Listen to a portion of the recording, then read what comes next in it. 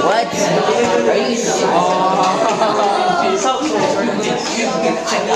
Wait, if they didn't do one part of the homework, it's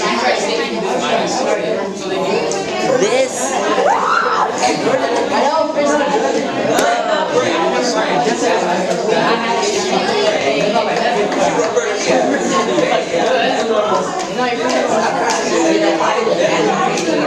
It was annotating the worksheet.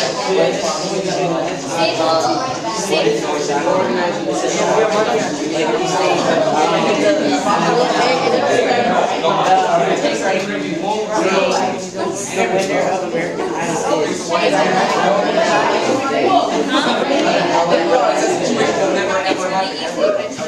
What's short?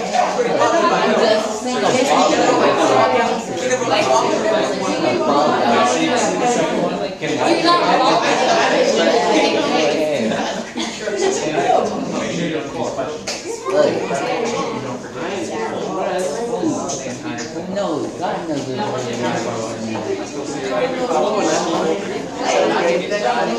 Oh, you never saw me. You had a couple more questions.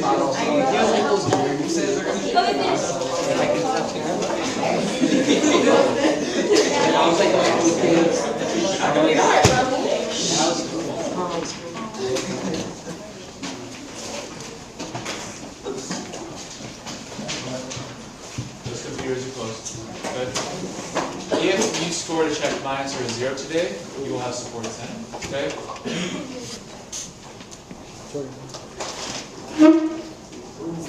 Foreshadowing. Something we haven't directly talked about this year. However, foreshadowing plays a big part of today's story. You're actually going to be annotating for some foreshadowing. Okay? If you don't know what foreshadowing is, okay, you're going to use the next 60 seconds with your springboard book to look in the back at the definition. If not, you and your partner have 1 minute to share what is foreshadowing and what is the effect of it on the reader. Go ahead.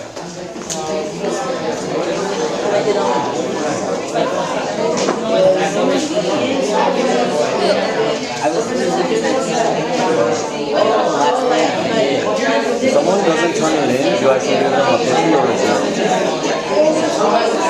So, like, their name wasn't on here at all? No, they said the person was on there, but it was like What happened? if it's a circle, it's probably a 0. Yeah, so not turning it in at all. It's like spoilers. It's like baby spoilers about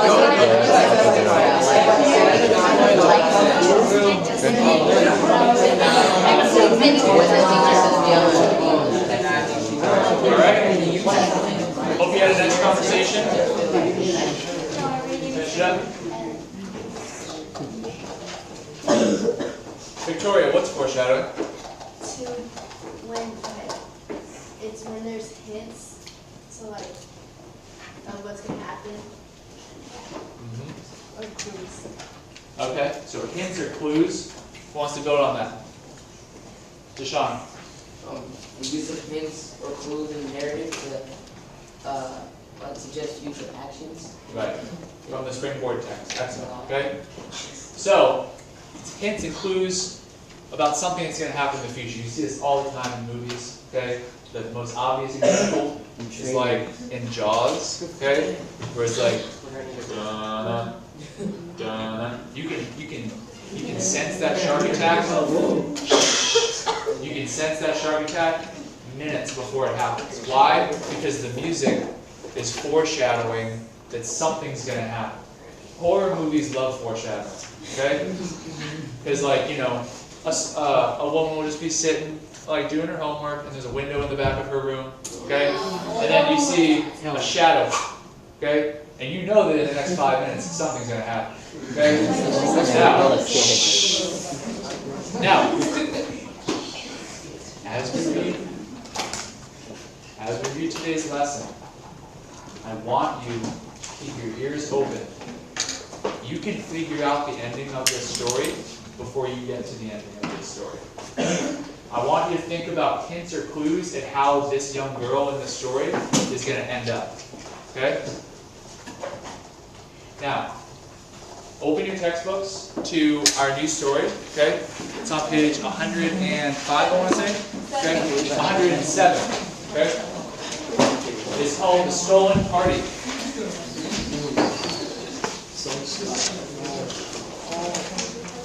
Now, when I say I'm checking annotations tomorrow, I mean exactly what I did yesterday, which means we're annotating for figurative devices, any symbolism, imagery. If you see strong images, metaphors, okay, I expect you to be noting them.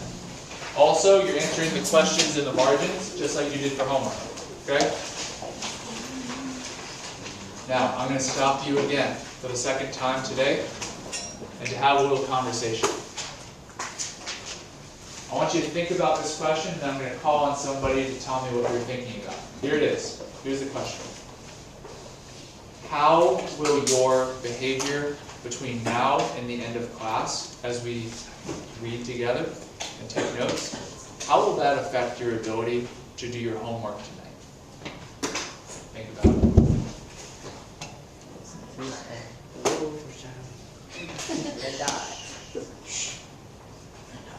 Okay, Ray. What were you thinking? All right, so I'll let you think on the spot. Question is, how is your behavior in the activity going to affect your ability to work tonight?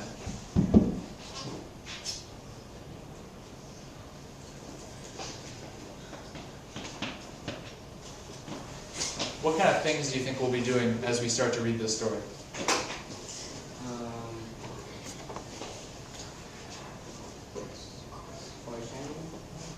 We'll be looking for foreshadowing. Okay? What else might we be doing?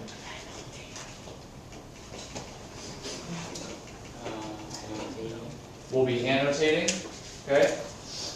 So, Ray, I have one student in one hand that during today's activity has his or her pencil or pen up, highlighter working, listening, actively participating.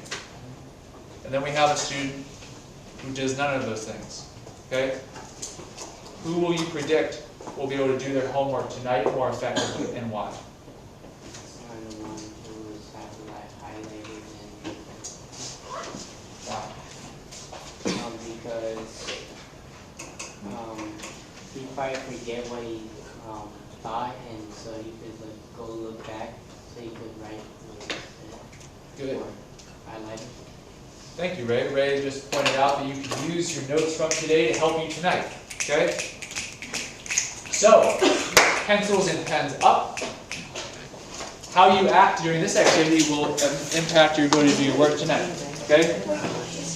Yes? Huh?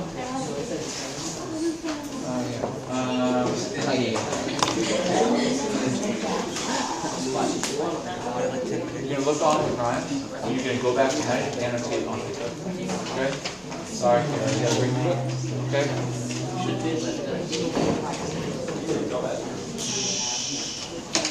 Okay. Quickly, we're going to read up at the top about the author. Liliana Hecker, born 1943, is an Argentine journalist who also writes fiction.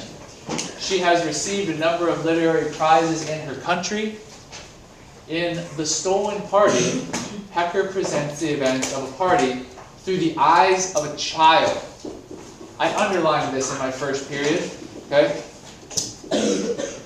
Because I think it's important to consider that you're about to hear the story from whose point of view? A child. A child's. Could that impact our understanding of the events in this story? Yes. Okay? All right. Here we go. Short story, The Stolen Party. It's translated by Alberto Manguel, which means this is not originally a story that was written in English. It's just English. It's just interesting. Okay? Chunk number 1.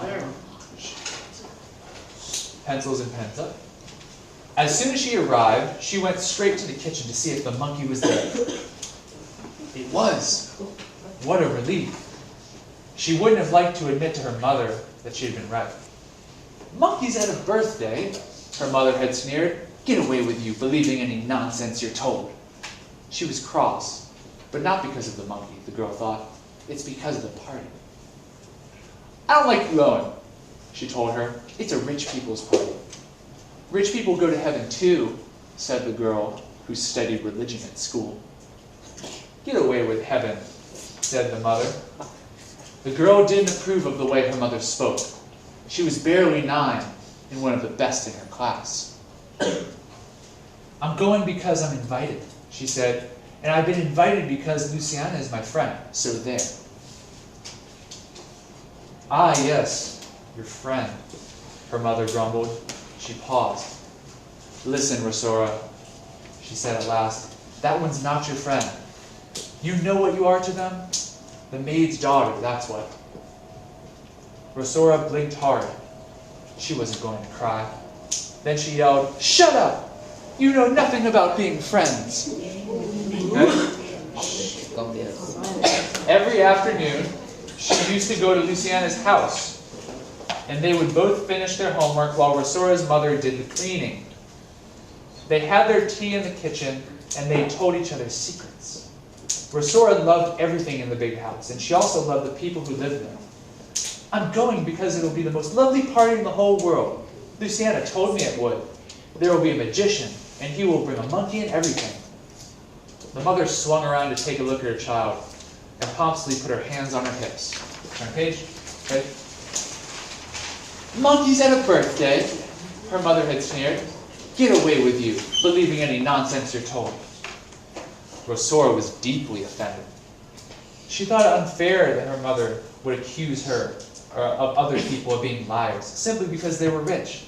Rosora, too, wanted to be rich, of course. If one day she managed to live in a beautiful palace, would her mother stop loving her? She felt very sad. She wanted to go to that party more than anything else in the world. I'll die if I don't go, she whispered, almost without moving her lips. That's the end of chunk 1. So I'm going to go back and think about what I've read so far. Okay? There's a question on the sideline, okay, down near the bottom. It says, what is the name of the main character and what do you know about her? I'd like you to answer that question in the blue box. Take 2 minutes.